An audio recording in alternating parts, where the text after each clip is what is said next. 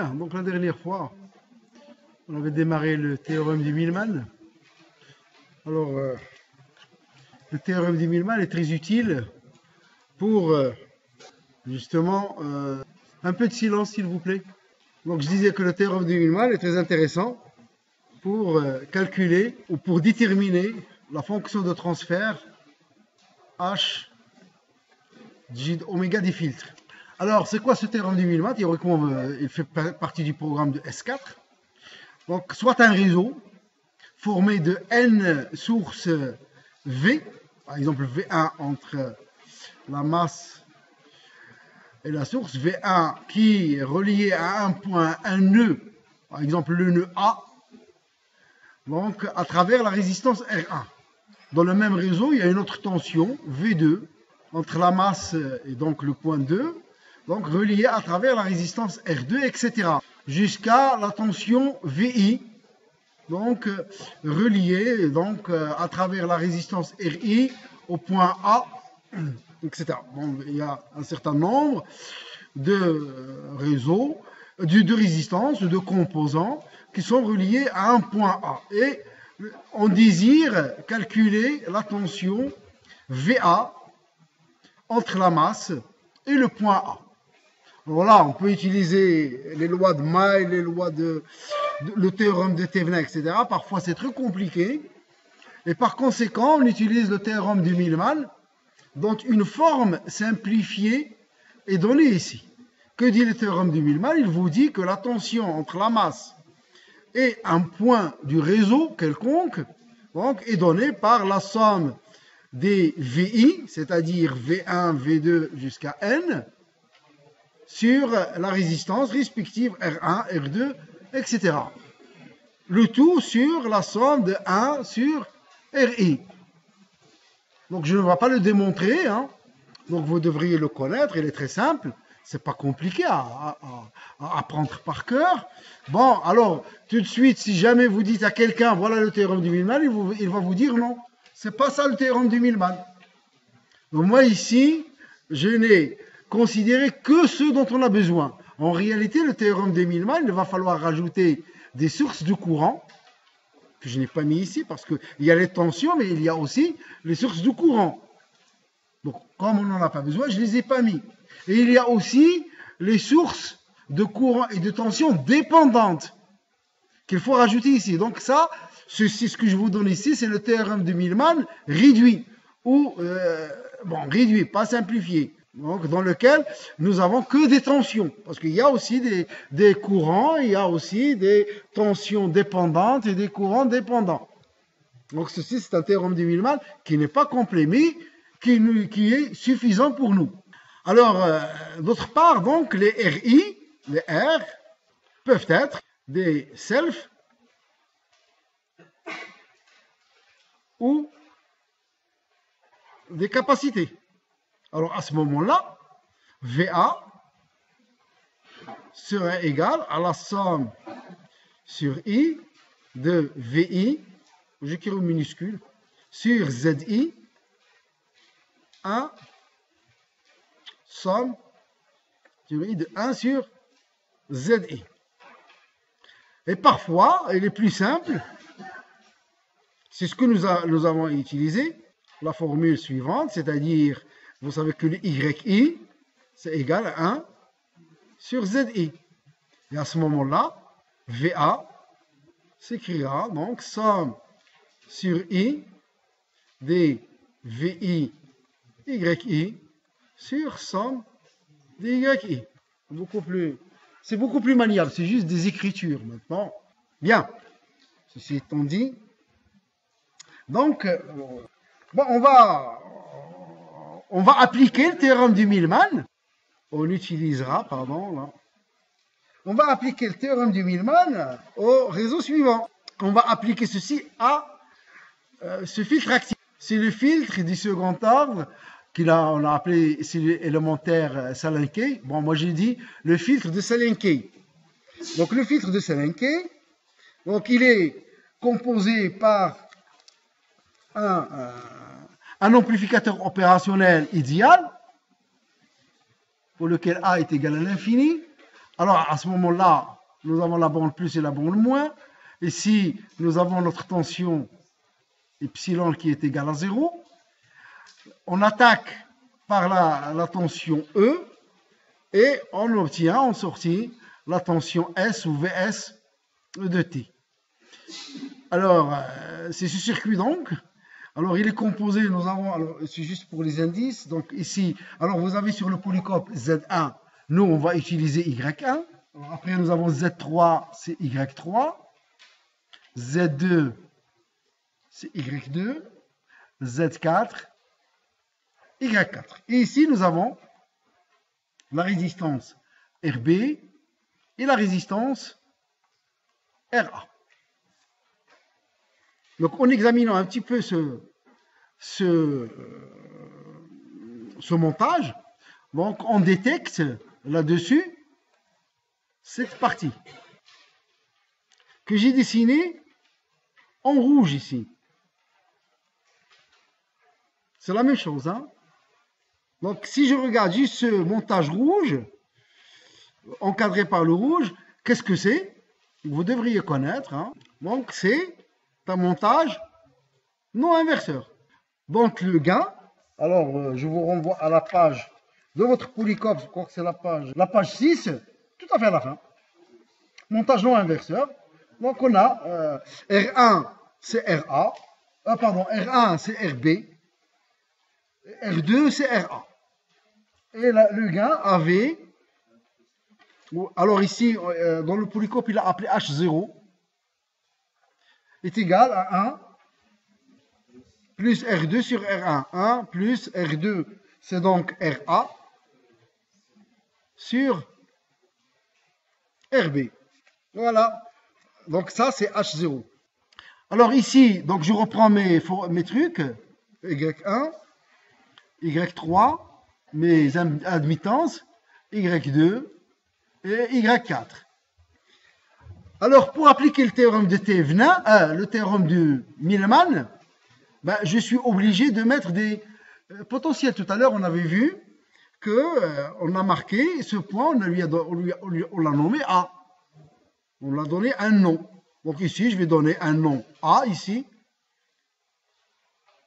Et ça, je vais l'appeler B. Parce que c'est le seul point que j'ai. Ici, j'ai VS. Ce point-là est nommé VS. Et ce point-là est nommé E de T. Et là, et ici, donc la tension entre ce point A et la masse, donc ça sera ma fameuse VA. Et ici, j'aurai ma tension, donc VB.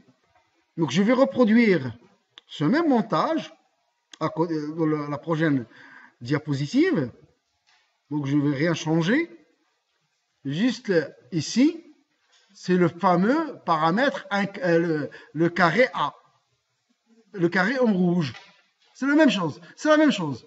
C'est H0. C'est tout. C'est la même chose. Hein. Donc je reprends E, Y1, c'est ça, Y3. C'est très important ces indices. Non, c'est pas Y3. Bon, il n'y a plus de RA, de RB. Donc ici, nous avons le point B. Ici, nous avons le point A. Nous avons notre tension VA. Et nous avons notre tension VS, bien entendu. Et nous cherchons HJ oméga, qui est égal à VS sur E. Donc alors là, au point A, on va appliquer le théorème de Millman au point A. Nous avons VA est égal E fois Y1. Et je mets Y1 au dénominateur. Et je mets une petite croix là-dessus, comme quoi je l'ai déjà utilisé. Pour voir est-ce que j'ai tout utilisé. Plus VB, Y3. Sur, donc plus Y3. Plus, alors VS, donc ce point-là, Y2. Sur, donc plus Y2. J'ai une autre relation ici. Donc ça, c'est la tension VB. Donc j'ai la tension là, j'ai la tension V ou V, bon, c'est bon, VB est égal à H0, VS sur H0. Donc je vais écrire de l'autre côté, c'est juste pour vous montrer là. Ça, donc ici, j'ai VB est égal à VS sur H0, où VS est égal à VB fois H0. C'est le gain de ce montage. De la même façon, j'applique le théorème de Millman au point B. VB est égal à... Alors, allons-y. VA Y3 sur Y3 plus, en fait, ce point-là, c'est 0. Donc, il n'y a pas de plus là-dedans. Sur plus Y4. Donc, déjà, cette relation, j'ai déjà une relation entre VA et VB. Donc, alors, je réécris mes équations. Donc, cette équation VA est égale à E Y1 plus VB, c'est donc VS sur H0. Donc, je vais mettre VS en facteur. Alors, Y3 sur H0 plus Y2 sur Y1 plus Y3 plus Y2. Donc là, j'ai supprimé VB. Et de nouveau, à partir de cette équation, j'écris VA est égal à VB que je remplace par sa valeur.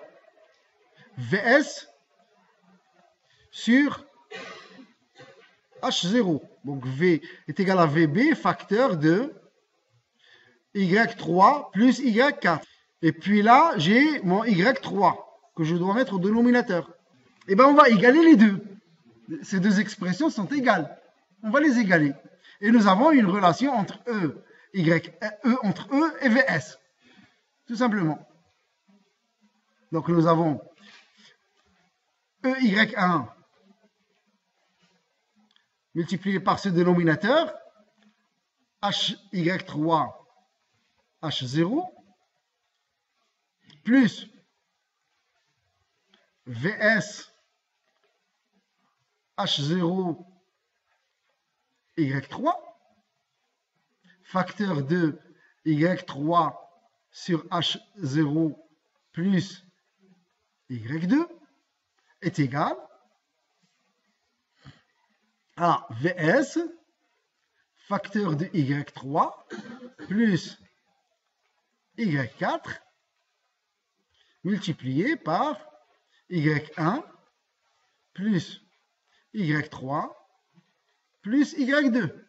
H J oméga qui est égal à VS sur E est égal donc à H0 Y1 Y3 sur, alors ça revient ici, donc Y3 plus Y4 facteur de Y1 plus Y3 plus Y2 moins, celui-là je l'ai mis ici. Alors là je vais réduire au dénominateur, donc ça me fera un H0 qui va simplifier, donc il me restera Y3 facteur de Y3 plus H0 Y2. Alors je vous demande donc de vérifier chez vous que ceci est égal, alors c'est H0, Z2, Z4 sur Z1, Z4,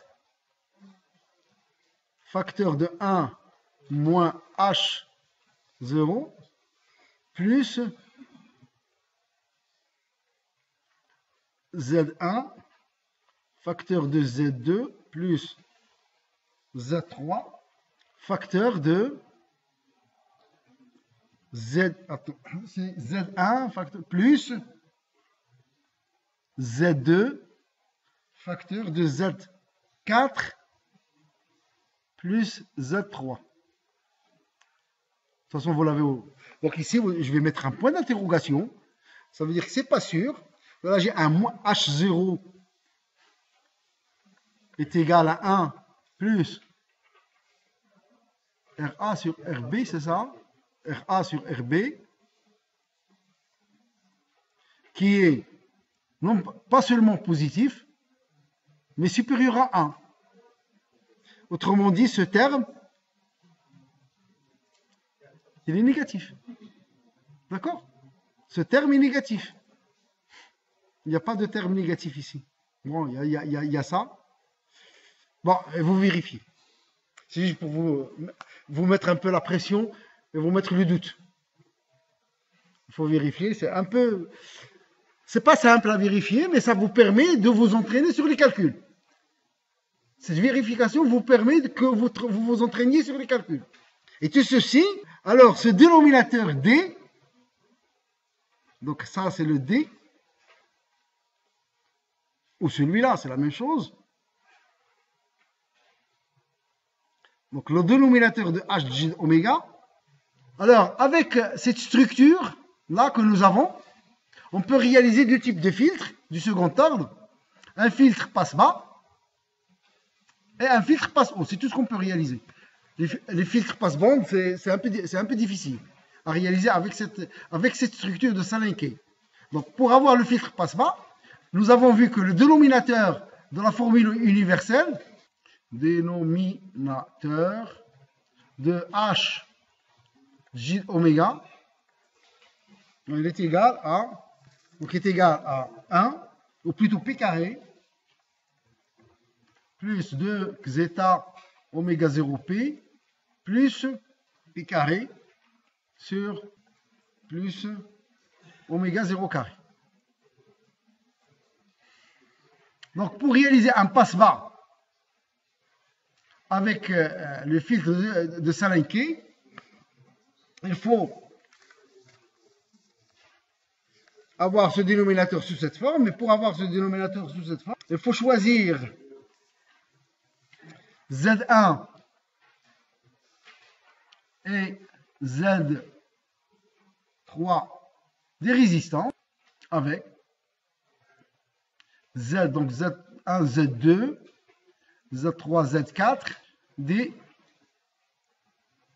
capacités. Ici, nous aurons R1. Ici, nous aurons R3. Ici, nous aurons 1 sur J C de oméga. Ici, nous aurons 1 sur J C4 oméga. Et vous remplacez tout ça dans la formule de H de J oméga. Vous remplacez Z1, Z3, Z2, etc. Et vous cherchez à mettre le dénominateur là-dessus, sous cette forme. Et à ce moment-là, vous allez avoir donc la formule générale. Donc HP est égal à K, P carré sur P carré plus 2 zeta oméga 0, P plus oméga 0. En fait, en général, on ne sait pas a priori, à l'avance, si nous sommes en présence d'un filtre passe-bas ou d'un filtre passe-haut, on ne sait pas. Par contre, ce que nous savons, c'est que toutes les formules, elles ont le même dénominateur. Donc, à partir de mon montage, et à partir de ma formule de Hg oméga, je vais chercher à avoir le dénominateur. Et une fois que j'ai ce dénominateur, à ce moment-là, le numérateur me dira, est-ce que c'est un passe-bas, si c'est réel, si c'est complexe du second ordre, c'est un passe-haut, si c'est complexe du premier ordre au numérateur, c'est un passe-bande, et si c'est, je sais pas, sous la forme 1 plus, ou plutôt pi carré plus oméga 0 carré, c'est un réjecteur de bande. Donc le numérateur va vous donner directement de quel type de filtre il s'agit. D'accord? Donc vous avez votre formule, Hg de oméga en fonction des Z, vous remplacez les Z par les R et les C, vous vous amusez donc à mettre sous la forme universelle, et après c'est bon. Vous pouvez dire ce que vous voulez de ce filtre. Alors directement là, lorsque nous avons fait ça, on a trouvé que donc le oméga 0 pour le passe bas, c'est le oméga de coupure, et là, elle était égale à 1 sur racine carrée de R1, R3, C2, C4. On n'a pas cherché à trouver le xéta. Vous pouvez toujours vous amuser à trouver le xéta. Donc le xéta, il sera donné dès que vous avez cette formule. Donc vous allez avoir oméga carré est égal à 1 sur R1, R3, C2, C4. Et le gain en statique, c'est le H0. En statique, ou c'est un passe-bas, donc oui. En statique ou en BF. En fait, ce que vous avez, hein, un filtre passe-bas, H, en dB. Et vous avez votre fréquence F ou bien oméga. Donc ici, vous avez votre H0. Et la pente ici, il est de moins 40 à cause de 40 dB. Le filtre passe haut, c'est le dual ou le réciproque. Autrement dit, qu'est-ce que ça veut dire ça? Ça veut dire que Z1 et Z3 sont des capacités.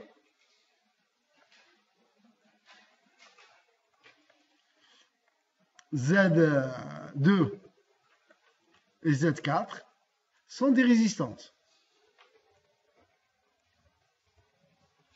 Ceci est très pratique si vous êtes confronté dans votre vie active à la réalisation d'un filtre. Vous avez besoin d'un filtre. Donc vous prenez un filtre Salinké, tout simplement, ou un filtre de roche directement, et vous avez toutes les données, et vous faites les... Alors à ce moment-là, la fréquence de coupure, oméga, c'est oméga 0 qui est égal à oméga C. C'est la même formule que l'autre. C'est 1 sur racine carrée de... Donc ça c'est R1, ça c'est 1 sur C1 oméga, ou J, si vous voulez. Et ceci, c'est 1 sur J, C3 oméga. Ici, nous avons R2 et R4. Donc alors, c'est R2, R4, C1, C3. Et puis, il y a toute une batterie de filtres, une multitude de filtres qui découlent de ça. Il y a un bouquin qui s'intéresse à ça, si jamais vous voulez réaliser des filtres, c'est le bouquin de marché, oméga C ou bien oméga 0. Et ici, vous avez votre H0. Et ici, nous avons moins 40 dB par décade. En fait, il se caractérise, c'est les automatismes qui sont mauvais. Et quand on pense à autre chose et on écrit autre chose, bon, ça m'arrive.